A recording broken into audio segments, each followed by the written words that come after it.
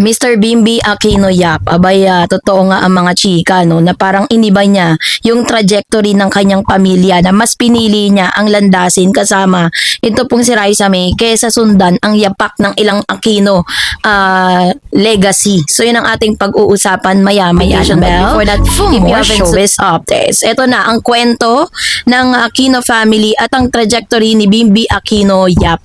Isa sa pinaka-fascinating na public arc sa Philippine pop culture, maraming netizen ang nagtatanong, true ba na binago ni Bim ang kanyang destiny para sundan si Raisa May Dizon sa showbiz sa halip na pumasok sa politika? Bagamat romanticize ng fans ang narrative na ito, narito ang malalim at factual na breakdown ng evolusyon ng pamilya Aquino mula sa political dynasty status patungo sa showbiz at kung ano talaga ang totoong rason sa mga desisyon ni Bim. So, ano nga ba yung legacy na tinatawag? Ang Aquino legacy or statecraft or stagecraft. Sa kasaysayan ng Pilipinas, ang pangalang Aquino ay synonym ng politika at pampublikong paglilingkod. So, yung political roots nila mula sa kanyang lolo na si Ninoy Aquino na isang senador at pambansang bayani at lola na si Cory Aquino, ang unang babaeng pangulo sa Pilipinas hanggang sa kanyang tiyuhin na si Noynoy Aquino o dating pangulo, nakaguhit na sana sa pamilya ang pagpasok sa pampublikong opisina. So nagkaroon ng game changer, no? Si Chris Aquino ang kauna-unang sumira sa traditional na politician track ng pamilya. Pinili niyang pasukin ng showbiz noong late 80s at naging queen of all media. Dito na iba ang direksyon ng pamilya mula sa pambansang pamamahala patungo sa pambansang aliw.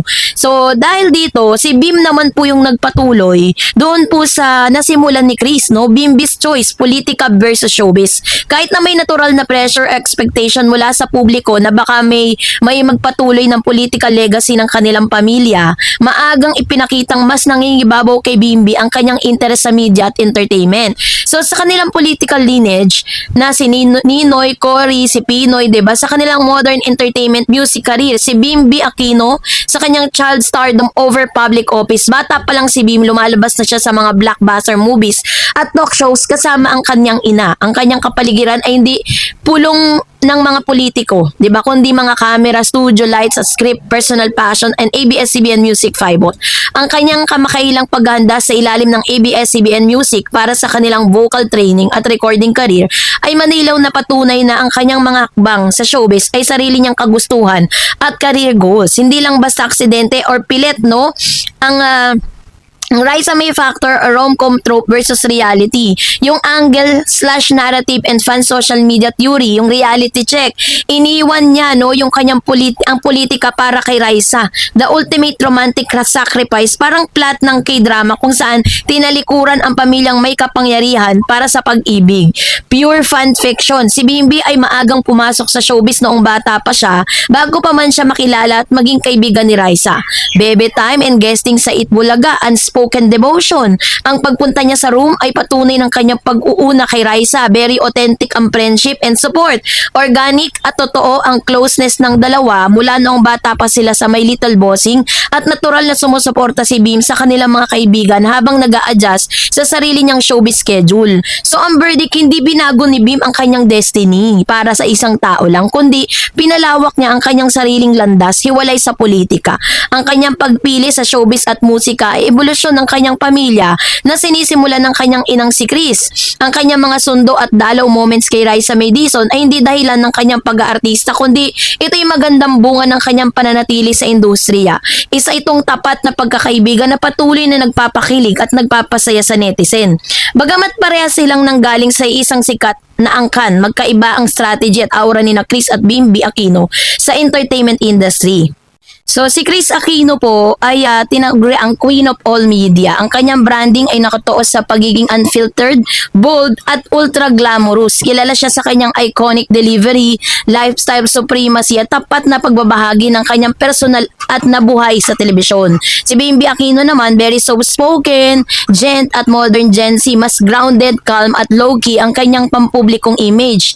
Kung si Chris ay maingay at controversial, si Bim naman ay nagtataglay ng soft boy green flag as aesthetic, respetado, tahimik at may pinipiling maging chill sa tabi ng kanyang mga kaibigan at supporters. Kaya naman dun sa media platform strategy nila, si Chris, nakilala siya sa traditional TV and lifestyle dominance na naghari sa traditional broadcast channels ng ABS-CBN talk shows, game shows at Star Cinema blockbusters. Bago naging digital content creator, ang kanyang pangalan ay ginamit para magbenta ng pang-araw-araw na consumer products via commercials endorsement. While si Bimbi Aquino naman po, yung kanyang niche is crossover and music vibot. Walang hawak na daily TV show, pero malakas ang presence sa social media sa pamamagitan ng virality at casual guesting.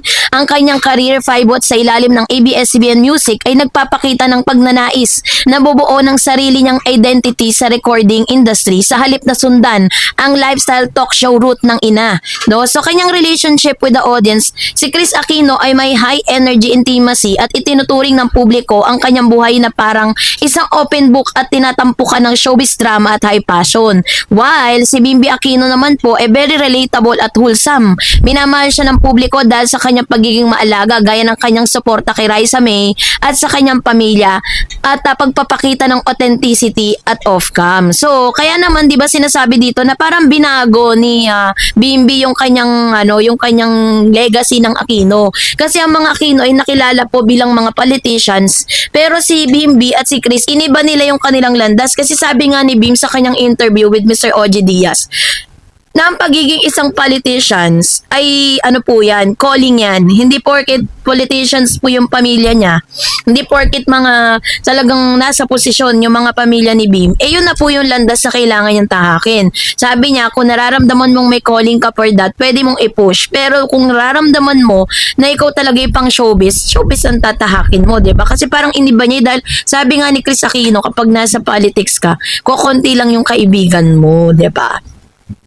Ay yung ilan ng mga nagmarka kay Bim And at the same time, alam ko na si Raisa May Dizon din ang isa sa mga big factor kung bakit nakapag-desisyon si Bim na ibahin din yung kanyang landas, 'di ba? Kasi nakita niya na mas masaya, mas cool, mas ano pa rin talaga, mas ligtas at safe pa rin talaga siya sa showbiz, 'di ba? Lalo na't kasama niya pa si Raisa May na sumisikat talagang sumisikat ngayon at nagte-trending, 'di ba? Kaya congratulations to Mr. Bimbi no dahil he made a good decision for his future.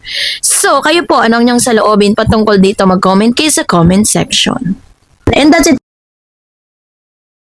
Aba, Bimbi Aquino, yap. Ito nga po yung isa sa mga pinaka nakakakilig na balita patungkol kay Bimbi Aquino at kay Raisa May Dizon, kung saan ay masasabi natin na low-key main character energy talaga sina Bimbi Aquino at Raisa May Dizon kasi matching vibes and pure wholesome kilig visual ang hatid nila tuwing nasa site sila together. Kahit kasi bihira or inconsistent man ang paglabas si Bim sa live broadcast ng Itbulaga, never niyang nakalimutang gampanan ang kanyang unspoken duty, ang maging ultimate sundo and hatid service at personal cheerleader ni Raisa. So yan ang ating pag-uusapan maya-maya lang. But before that, so ito na. Dahil marami po kasing mga nagtatanong at nagpapa-fact check patungkol po sa issue kung saan si Mr. Bimbi kasi di na masyadong visible ngayon dito po sa Itbulaga.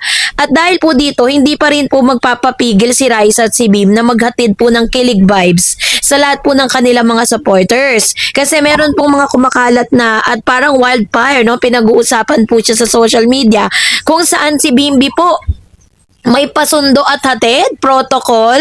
So, ito yung tinatawag niya pure bebe time energy, Kahit pala itong si Raisa ay may bagong sasakyan, may mga chance pala talaga na pinagdadrive siya ni Bim, Sinusundo, tas minsan naman hinahatid. O kaya naman dinadalaw, Yun ang ating pag-uusapan. Hindi na baling show sa mismong camera, basta pagdating sa off-cam moments, present si Bim. Kasi sa tuwing nagtatapos ang taping o live show ng Itbulaga, naka-standby agad ang pambansang bunso para sunduin at samahan si Raisa.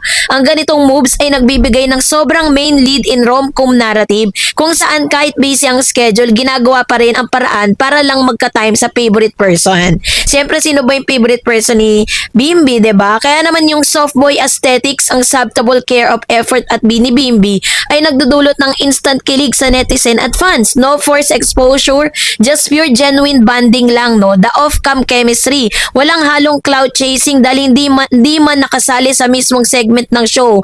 Mas prioritize pa rin ng IRL interaction.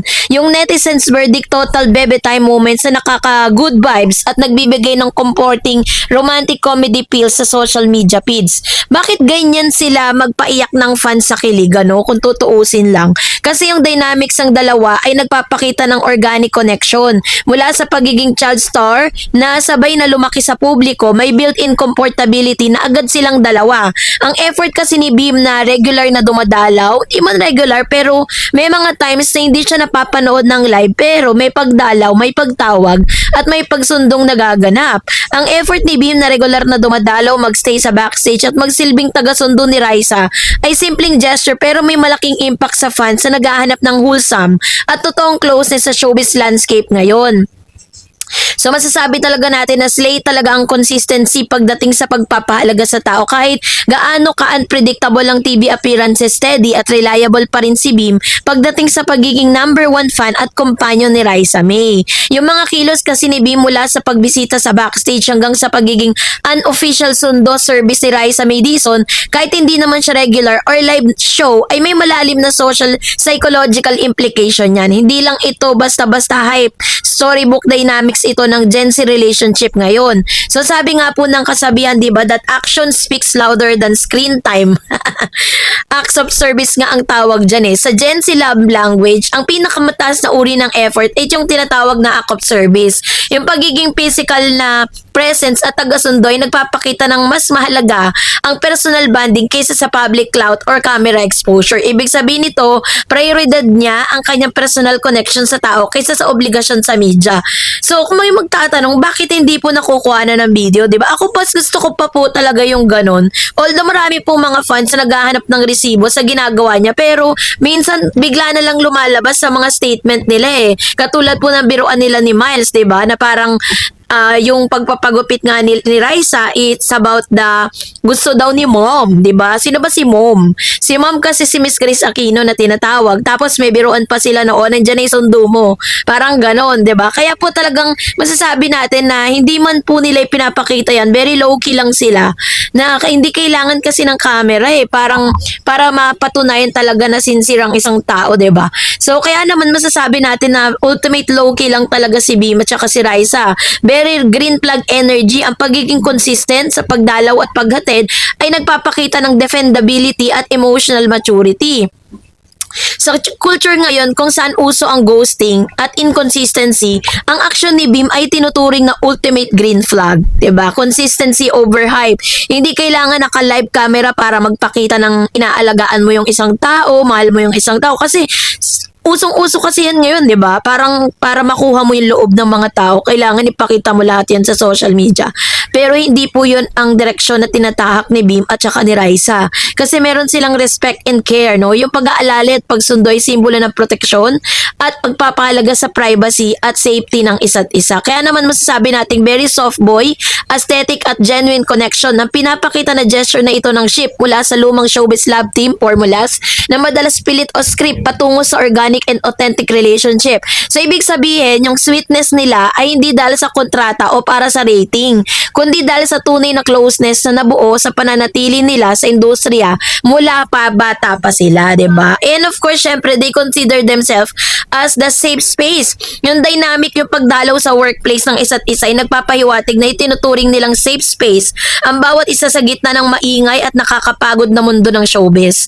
Kaya naman, 'di ba, si Bimbi at Raisa, yung kanilang ultimate bebe time chronicles pagdating sa unspoken romantic comedy tropes, talagang tinalo ni Beam at Raisa yung standard Wattpad storyline. Ito yung breakdown na tinatawag na netizen na bebe time moments na nagpapakilig sa buong social media feed, no? Sa madaling salita, yung pinapakita ni Bimbi ay isang uri ng alaga na hindi naghahanap ng applause mula sa publiko. Hindi mo kailangan palakpakan, 'di ba? Yung bebe time dynamic na ito ay nagbibigay ng comforting and wholesome kilig dahil pinapakita nito sa mga tao na sa gitna ng busy schedule at showbiz lifestyle, mas nangingibabaw pa rin rin ang simpleng pagpapahalaga at consistency at effort para sa taong mahalaga sa'yo. Alam mo yung moment na malaman mo na may isang tao na talagang sobrang concerned about your parang kaligtasan mo, 'di ba? At the same time, yung mabigyan ka lang ng oras kasi parang ang time kasi is the most priceless possession ng isang tao. Mabigyan ka niya ng time sa busy schedule niya,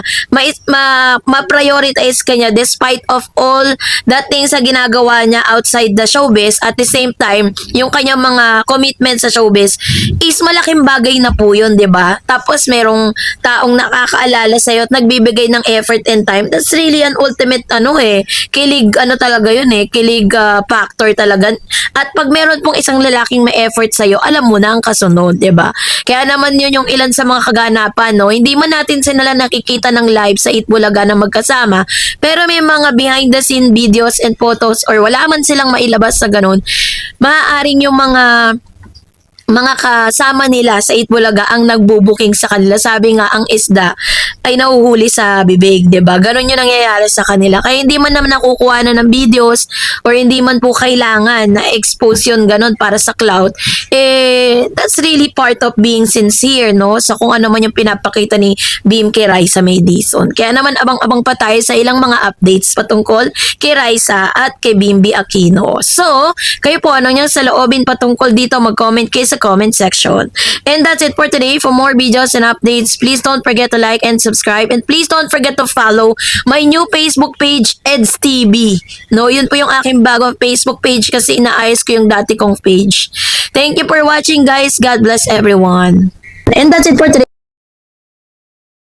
Hello po sa lahat po ng mga Dover Cats at sa lahat ng mga nag-aabang sa mga updates po natin patungkol kay Raisa May Dizon and Mr. Bimby Aquino Yap. Dahil usap-usapan po ang ilan sa mga bagong post ni Raisa May Dizon kung saan namataan ang jacket nitong si Mr. Bimby dun po sa dressing room nitong si Raisa May. Kasi kahapon po wala naman talaga si Bim. Pero bakit nandun yung jacket niya sa dressing room? Iniwan niya ba to or nandun siya dahil nagbabantay siya kay Raisa? Pero kung nandun siya, bakit hindi siya lumabas sa Itbulaga? No? Yun po yung ating pag-uusapan maya-maya lang. Dahil meron pong misteryo ng jacket sa dressing room at patuloy na pag-appear ni Bimby off-cam sa Itbulaga.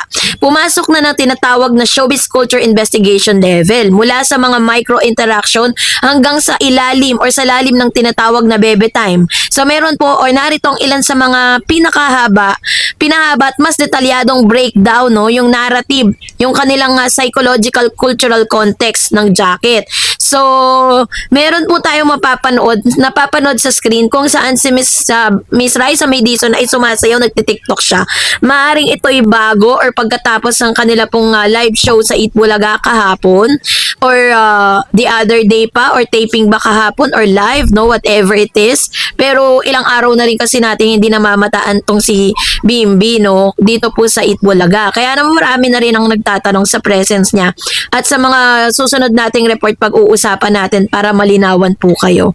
So eto na, pag-usapan muna natin yung jacket troop. Isa sa mga resibong matatawag dito na talagang present nga si Bim sa Itbulaga, yung namataan po yung kanyang jacket sa loob mismo ng dressing room nitong si Miss Raisa May, no?